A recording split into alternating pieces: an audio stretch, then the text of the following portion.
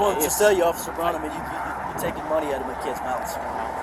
Sorry. Or you're taking food out of my kids' mouths. Like I said, we believe right now that this is drug proceeds, illicit currency. Well, I'm going to prove to you that it's not. Perfect.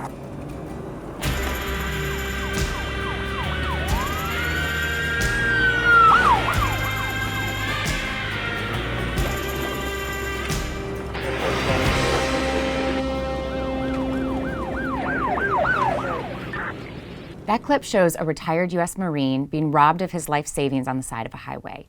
He was not arrested for, charged with, or convicted of any crime. He wasn't even ticketed. This is a rare glimpse into an abuse of power that thousands of innocent Americans experience each year. Through a public records request, the Institute for Justice was able to acquire body and dash cam footage of an entire roadside seizure, from the initial traffic stop to the seized money being deposited at the bank. This is the most complete footage we have ever seen. On February 19, 2021, our client Stephen Lara was pulled over outside of Reno by the Nevada Highway Patrol. He was driving to visit his daughters in a small California town just west of Reno.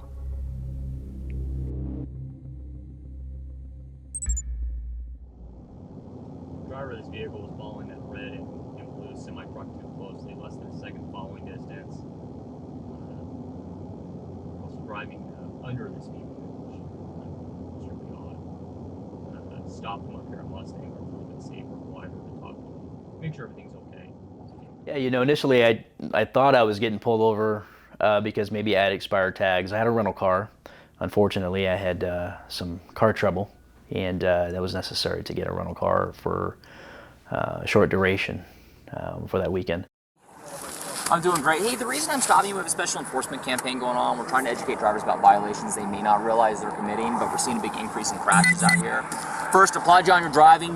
You drive great. You're driving really slow. It appears that you're trying to drive safely under the speed limit. I appreciate that. I just want to talk about your following distance, especially around commercial vehicles. The Highway Patrol officer seems friendly and reasonable at first, even complimenting Stephen's driving. He orders Stephen to exit his vehicle and starts asking him a series of questions unrelated to why he was pulled over. Police often ask questions like this to see if a suspect's story lines up. You a fighter? My fighter? Yeah, you got a tap-out shirt on. Well, I've got a lot of training. I'm a retired Marine. What do your daughters do, man? Ever been in trouble with law enforcement before? When did you leave? When did you leave? What part of Texas are you thinking of buying a house in? What were you doing for work up there? The officer then explains the real reason he pulled Stephen over. Hey, while I'm working on this, let me ask you something, man. This is going to sound kind of weird. Part of my job out here is I do what's called highway interdiction.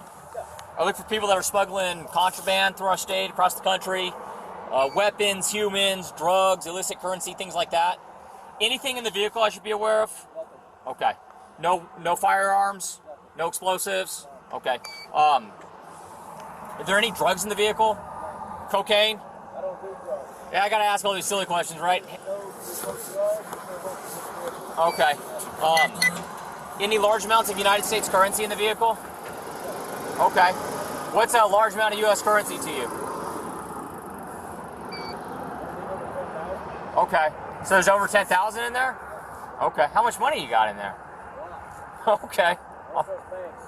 Fair enough. Fair enough. Would you give me permission to search your vehicle today? That's okay with you? Okay, perfect.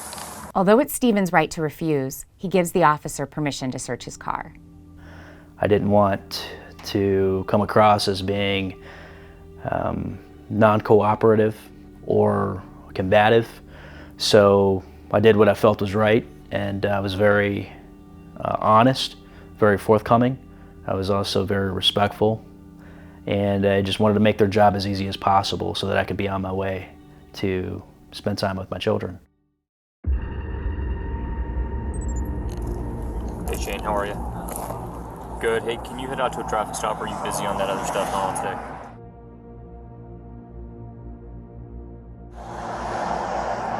So far I'm still searching a car, but a big bundle of money says probably at least 100,000. That interaction shows what's at the heart of the officer's interest in Stephen. He knows that even though Stephen did nothing wrong, the DEA will adopt the seizure of his cash and return a portion of the money to the Highway Patrol for the favor of giving them the case. Here's how an adoption works. When state or local police seize cash, cars, or other property, federal law enforcement takes over the forfeiture. The federal agency does all the work and kicks back up to 80% of the proceeds to the state agency that seized the property. In Stephen's case, that would mean the DEA would take control of the cash and seek to forfeit it through federal law, ignoring the important limitations that Nevada law places on seizures and forfeitures. In 2019 alone, federal agencies made $334 million in equitable sharing payments to state and local law enforcement agencies. In this case, the Nevada Highway Patrol stands to gain nearly $70,000 by taking Stephen's money. I think you're a good guy. I'm a good guy. So how much cash is that? About 100 grand. 100 grand. Okay. So, as you know, right, I'm a vet, he's a vet, you're a vet.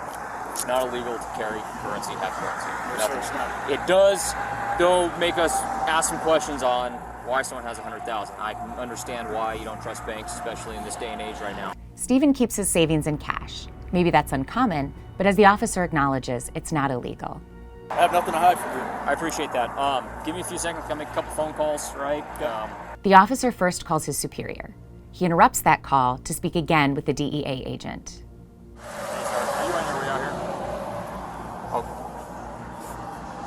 Okay, I'm waiting to hear back from Shane to see if he comes out here. This is it's a strange one, but not a strange one. Consented to a search, said there was money up there. We located what he says is $100,000. It's in a Ziploc sandwich baggie.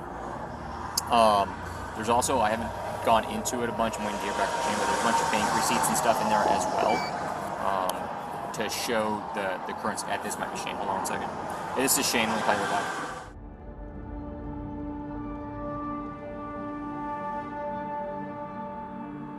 Around 20 minutes later, the officer's superior, a highway patrol sergeant, is recorded on his body cam chatting with the same DEA agent who apologizes for not being able to make it. No issues. It's too easy to do an adoption. You know, we contacted you, so I think everything's going to be okay. And I'll text you the money count after we get it. It'll probably be a couple hours. Remember, there's still no probable cause to seize Stephen's money. All the officers have is a large amount of cash, and cash is not a crime. But the sergeant isn't giving up. So why the distrust for the banking system? I just don't trust him. Yeah. That's just my reasoning. It's my personal thing. Oh, I'm not And, trying to convince you one like- or the other. It's just it's not usual. After questioning Stephen, the sergeant speaks privately with the officer who pulled him over. What are your thoughts, Chris? I kind of leaning more towards it's odd, but It's odd, but it's not packaged it's like not. normal. No, and he's answering the questions. There's receipts here, and I would like to put the dog on the currency, man. Okay.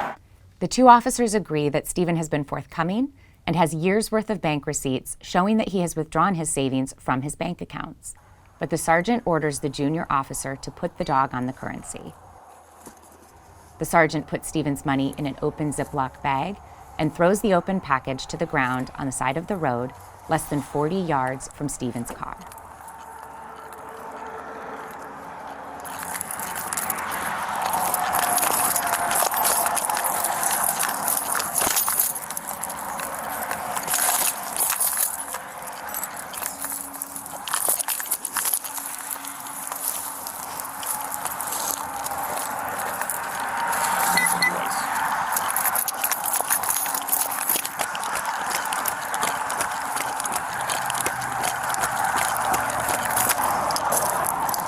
Positive alert. We'll go forward with it. Okay. This positive alert appears to have given the sergeant what he thinks he needs to take Stephen's life savings. Remember, both officers have planned all along to hand the money to the DEA. They are looking for a legal justification.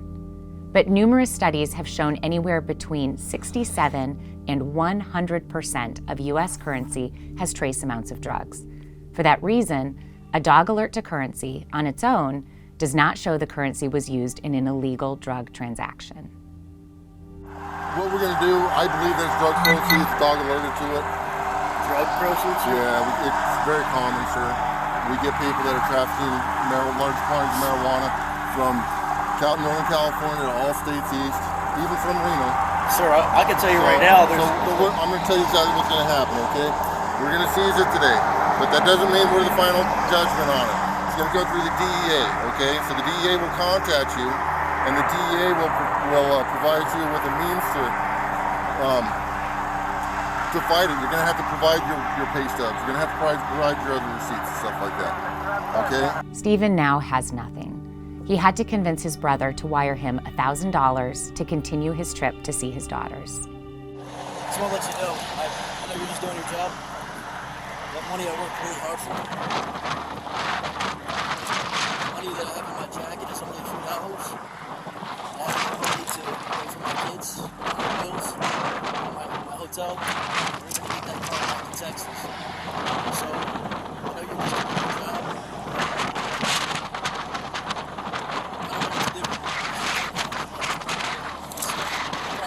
Stuck here unless somebody sends me some money. There's no way of providing for my children this money. Get back to Texas.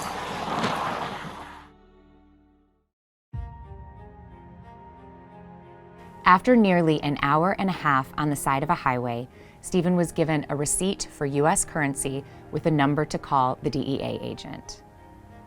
This is all I get here? That's what you get, yes, sir. You're going to get noticed in the mail as well at that address, okay? I find it even more so concerning that if this could happen to me as a combat veteran who served overseas in Iraq and Afghanistan, this could happen to anybody. After 6 months without his nearly $87,000, Stephen sued the DEA in federal court to get it back. Only then, after the Institute for Justice filed a lawsuit on his behalf and the Washington Post called the agency for a comment, did they agree to return Stephen's cash. Stephen may have gotten back his money, but his case goes on. Stephen and the Institute for Justice are also suing the Nevada Highway Patrol in state court to make sure that this doesn't happen to anyone else. Stephen's situation isn't unique, but he is one of the lucky ones. He will get his money back. Most victims of forfeiture don't have a public interest law firm like IJ to take their case. And if they cannot afford an attorney and cannot figure out how to navigate convoluted forfeiture processes on their own, the government walks away with their property without ever having to prove any crime. This highway robbery must end. It is time to abolish civil forfeiture.